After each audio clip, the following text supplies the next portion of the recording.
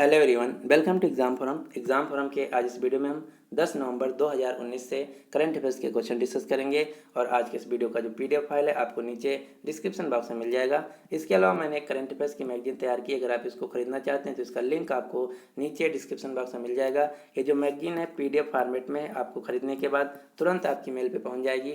इस मैगजीन में आपको जनवरी 2019 से लेकर 31 अक्टूबर 2019 के बीच के मंथ वाइज लगभग 2000 क्वेश्चन मिलेंगे। ये सभी क्वेश्चन ऑब्जेक्टिव टाइप हैं। इस मैगजीन का मीडियम है हिंदी और इसका प्राइस है मात्र 40 रुपया। इस मैगजीन का मैंने फ्री में सैंपल नीचे डिस्क्रिप्शन बॉक्स में अपलोड कर दिया है। आप उस सैंपल को डाउनलोड करके देख सकते हैं कि इस मैगजीन में जो क्वेश्चन है कैसे डिटेल के साथ दिए हुए हैं। तो अब चलिए शुरू करते हैं आज का वीडियो। आज का पहला क्वेश्चन है, हाल ही में गूगल इंडिया के नए कंट्री मैनेजर के रूप में किसे नियुक्त किया गया है? तो गूगल ने अपने इंडिया बिजनेस के लिए नए कंट्री मैनेजर के रूप में नियुक्त किया है संजय गुप्ता को। और कुछ दिन पहले गूगल ने अपने इंडिया बिजनेस के लिए कंट्री हेड के रूप में इंडस्ट्री हेड के रूप में नियुक्त किया था मयूरी कांगो को। ट्विटर ने इस साल ट्विटर इंडिया के हेड के रूप में नियुक्त किया मनीष महेश्वरी को। माइक्रोसॉफ्ट कंपनी ने अपने इंडिया बिजनेस के लिए हेड के रूप में नियुक्त किया राजीव कुमार को। गूगल जो कि अमेरिकन टेक कंपनी है, इसके सीईओ हैं सुंदर पिचई जो कि भारतीय मूल के व्यक्ति हैं। गूगल की स्थापना 2 लोगों ने की थी, लारी पेज और सर्जी ब्रिन। अगला क्वेश्चन नंबर 2, हाल ही में रीसार एक्स 2019 अभ्यास का आयोजन किस भारतीय बल के द्वारा किया गया? तो रीसार एक्स 2019 जिसका फुल फॉर्म है regional level search and rescue workshop and exercise 2019, क्षेत्रीय स्तर की खोज और बचाव कार्यशाला एवं अभ्यास 2019, इसका आयोजन किया गया इंडियन कोस्ट गार्ड भारतीय तटरक्षक बल के द्वारा। और इस साल इंडियन कोस्ट गार्ड के नए महानिदेशक नए डायरेक्टर जनरल के रूप में नियुक्त किया गया है कृष्णा स्वामी नटराजन को।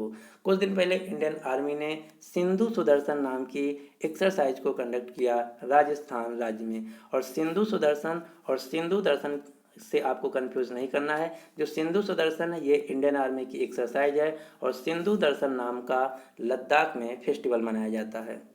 इंडियन आर्मी के ही द्वारा इस साल अरुणाचल प्रदेश में हिम विजय नाम की एक्सरसाइज को कंडक्ट किया गया।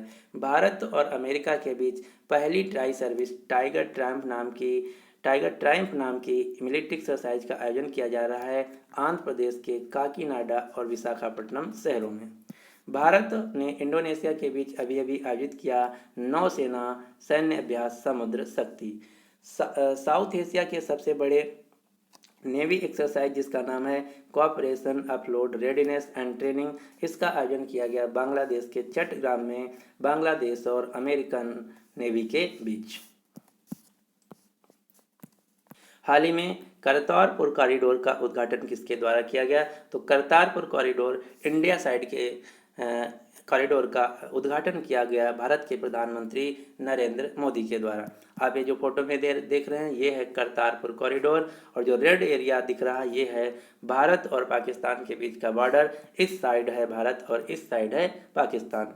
अब हम देख लेते हैं कि करतारपुर कॉरिडोर क्या है। तो करतारपुर कॉरिडोर में भारत के गुरदासपुर के डेरा बाबा नानक साहब से लेके पाकिस्तान के करतारपुर तक दरबार साहिब तक 4 किलोमीटर का एक रास्ता बनाया गया है। इस रास्ते की वजह से जो भारतीय श्रद्धालु हैं अब करतारपुर के दरबार साहिब का दर्शन कर सकेंगे। इससे पहले क्या होता था, अगर कोई भारतीय श्रद्धालु करतारपुर दरबार साहिब जाना चाहता है तो या तो उसको पाकिस्तान सरकार से वीज़ा लेना पड़ता था। जब पाकिस्तान सरकार वीज़ा नहीं देती थी तो इसके दर्शन भारतीय श्रद्धालु भारतीय साइड से दूरबीन के द्वारा करते थे। लेकिन अब इस कॉरिडोर बनने की वजह से जो सिख समुदाय के श्रद्धालु हैं अब एक करतारपुर जाकर फ्री बिना वीज़ा के जा सकते हैं। और ये कहाँ से कहाँ तक बनाया गया है? तो ये बनाया गया है गुरुद्वारा दरबार साहिब नारोवाल जिला पाकिस्तान से लेके डेरा बाबा नामक गुरदासपुर जिला भारत के बीच 4 किलोमीटर कॉरिडोर बनाया गया है। जो पाकिस्तान का करतारपुर कॉरिडोर है ये गुरु नानक देव जी से संबंधित स्थान है जो कि सिख धर्म के पहले गुरु और सिख धर्म के संस्थापक थे। गुरु नानक देव जी के जन्म दिवस को हर साल मनाया जाता है प्रकाश पर्व के रूप में, और इस साल है गुरु नानक देव जी की 550वीं जयंती 12 नवंबर को। तो इसी शुभ अवसर पर पाकिस्तान सरकार ने गुरु नानक देव जी के नाम पर स्मारक सिक्का और एक डाक टिकट भी जारी किया गया है। केंद्रीय खाद्य प्रसंस्करण मंत्री हरसिमरत कौर बादल और केंद्रीय मानव संसाधन विकास मंत्री रमेश पोखरियाल निशंक ने गुरु नानक देव जी की शिक्षा पर 3 पुस्तकें जारी की है। गुरु नानक बाणी, सखिया गुरु नानक देव। पंजाब सरकार ने श्री गुरु नानक देव जी के 550वें प्रकाश पर्व के उपलक्ष्य में श्री गुरु नानक देव जी पुरस्कार दिए जाने की घोषणा की है। पंजाब के राष्ट्रीय राजमार्ग संख्या 703 AA का नाम बदलकर रख दिया गया है गुरु नानक देव जी मार्ग। और 550वें प्रकाश पर्व के उपलक्ष्य में ही यूनेस्को ने ये कहा है कि जो गुरु नानक देव जी की टीचिंग्स हैं इनको दुनिया के अन्य भाषाओं में हम पब्लिश करेंगे। एयर इंडिया ने अपने बोइंग 787 ड्रीम लाइनर एयरक्राफ्ट में इंक ओंकार जो कि सिख धर्म का सिंबल है इसको पेंट किया है, और ये पहली उड़ान भरेगा 12 नवंबर को अमृतसर से लंदन के बीच। हाल ही में कौन सा देश 2023 पुरुष हॉकी विश्व कप की मेज़बानी करेगा? तो 2023 में जो पुरुष हॉकी विश्व कप है ये खेला जाएगा भारत देश में, और इससे पहले 2018 में भी जो पुरुष हॉकी विश्व कप है ये खेली गई उड़ीसा के भुवनेश्वर शहर में। जो हॉकी की अंतर्राष्ट्रीय संस्था जिसका नाम है FIH, इसका मुख्यालय है स्विट्जरलैंड के लाउजेन शहर में, और इसके वर्तमान में प्रेसिडेंट हैं भारत के व्यक्ति नरेंद्र बत्रा। राष्ट्रीय हॉकी जो टीम है इसके वर्तमान में कैप्टन है मनप्रीत सिंह जो कि पंजाब राज्य से हैं, और कोच हैं ग्राहम रीड जो कि ऑस्ट्रेलिया देश से हैं। भारतीय महिला हॉकी टीम के वर्तमान में कैप्टन है रानी रामपाल जो कि हरियाणा राज्य से हैं, और कोच हैं सोड मरीन जो कि नीदरलैंड देश से हैं। 2023 का क्रिकेट वर्ल्ड कप भी भारत में खेला जाएगा। 2022 का फीफा वर्ल्ड कप खेला जाएगा कतर देश में। 2020 के समर ओलंपिक गेम्स खेले जाएंगे जापान की राजधानी टोक्यो में। 2022 के विंटर ओलंपिक खेल्स खेले जाएंगे चीन की राजधानी बीजिंग में, और 2022 के कॉमनवेल्थ गेम्स खेले जाएंगे यूके के शहर बिर्मिंघम में। हाल ही में आए चक्रवात बुलबुल से भारत का कौन सा राज्य प्रभावित हुआ है? तो जो चक्रवात बुलबुल है ये बे ऑफ बंगाल की खाड़ी में आया हुआ है। इससे भारत के 2 राज्य प्रभावित हुए हैं, उड़ीसा और पश्चिम बंगाल। इस साल भारत में साइक्लोन महा नाम का आया, साइक्लोन फोनी आया, साइक्लोन वायु आया, और जापान में 2 साइक्लोन आए। जापान में साइक्लोन को बोला जाता है टाइफून, तो टाइफून फैक्साई और टाइफून जो हागीबीस हैं ये जापान देश में आए इस साल। हाल ही में भारतीय विमानपत्तन प्राधिकरण AAI के अध्यक्ष के रूप में किसे नियुक्त किया गया है? तो भारतीय विमानपत्तन प्राधिकरण एयरपोर्ट अथॉरिटी ऑफ इंडिया के नए चेयरमैन के रूप में नियुक्त किया गया है अरविंद सिंह को। इसके लिए जो रिस्पॉन्सिबल मंत्रालय जिसका नाम है नागरिक उड्डयन मंत्रालय, जिसके वर्तमान में मंत्री हैं हरदीप सिंह पुरी। भारत का 100वां और सिक्किम राज्य का पिछले साल पहला एयरपोर्ट बना जिसका नाम है पेकयांग एयरपोर्ट। तो अगर क्वेश्चन पूछा जाए कि भारत का 100वां एयरपोर्ट कौन है तो उत्तर होगा पेकयांग एयरपोर्ट सिक्किम। और इंदौर का जो देवी अहिल्याबाई होलकर एयरपोर्ट है इसको इस साल दिया गया इंटरनेशनल एयरपोर्ट का स्टेटस, और इसने यहाँ से पहली उड़ान भरी गई एयर इंडिया के द्वारा इंदौर से दुबई के बीच। अब हम कुछ अन्य अपॉइंटमेंट देख लेते हैं। Land sport authority of India के नए अध्यक्ष बनाए गए हैं आदित्य मिश्रा। जम्मू कश्मीर यूनियन टेरिटरी के पहले उपराज्यपाल बनाए गए हैं गिरीश चंद्र मुर्मू।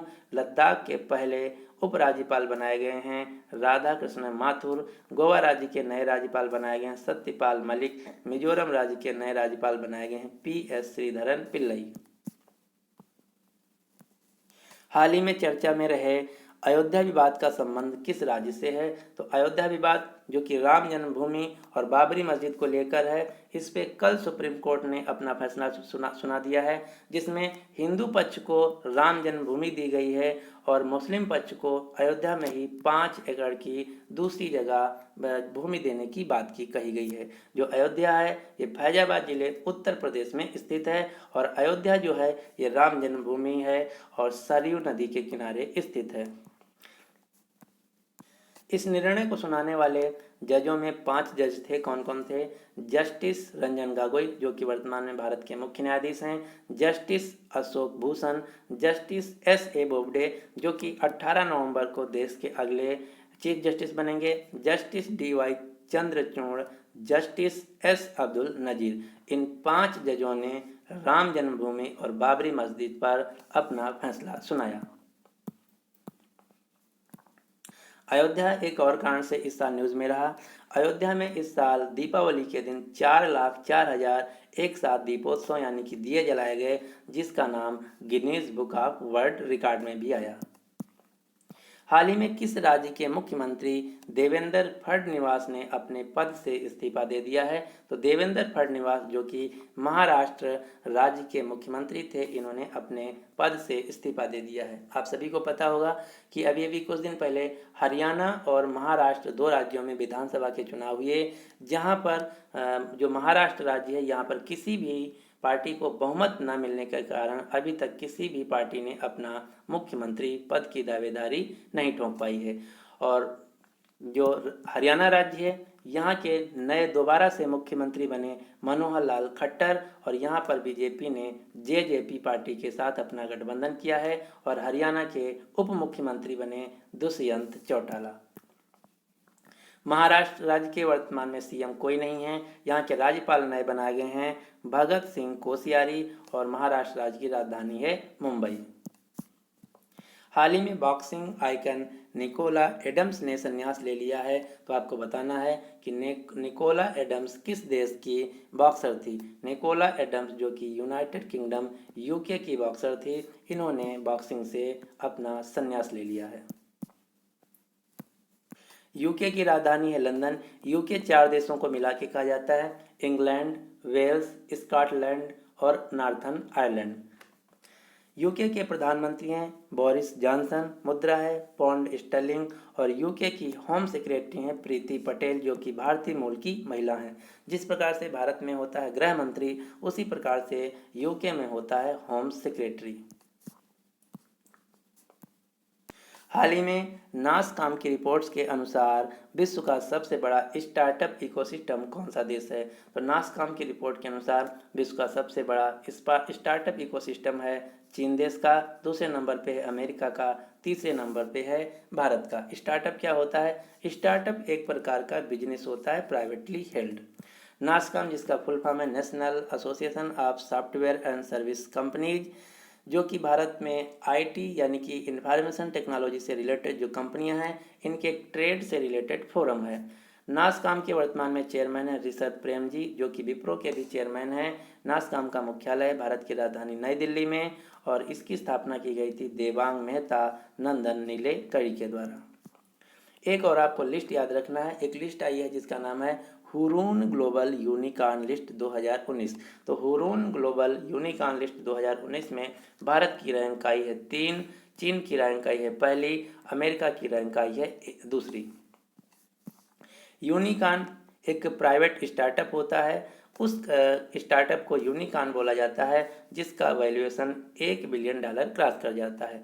डेकाकॉर्न उस स्टार्टअप को बोला जाता है, उस कंपनी को बोला जाता है जिसका वैल्यूएशन 10 बिलियन क्रॉस कर जाता है। हेक्टोकॉर्न उस स्टार्टअप को बोला जाता है, उस कंपनी को बोला जाता है जिसका वैल्यूएशन $100 बिलियन क्रॉस कर जाता है।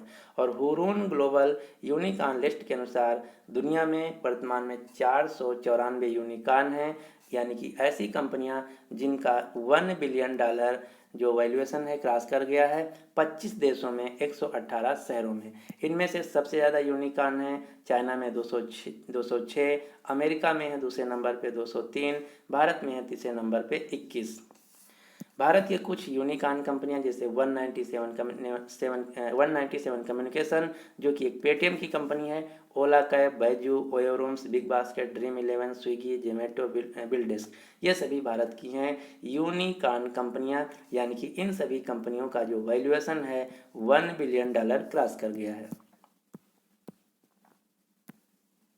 हाल ही में Asia business leadership forum global Asian award 2019 से किसे सम्मानित किया गया है? तो एशिया बिजनेस लीडरशिप फोरम के द्वारा ग्लोबल एशियन अवार्ड 2019 दिया गया आदित्य बिरला ग्रुप के चेयरमैन कुमार मंगलम बिरला को, यानी कि इस क्वेश्चन का सही आंसर है बी।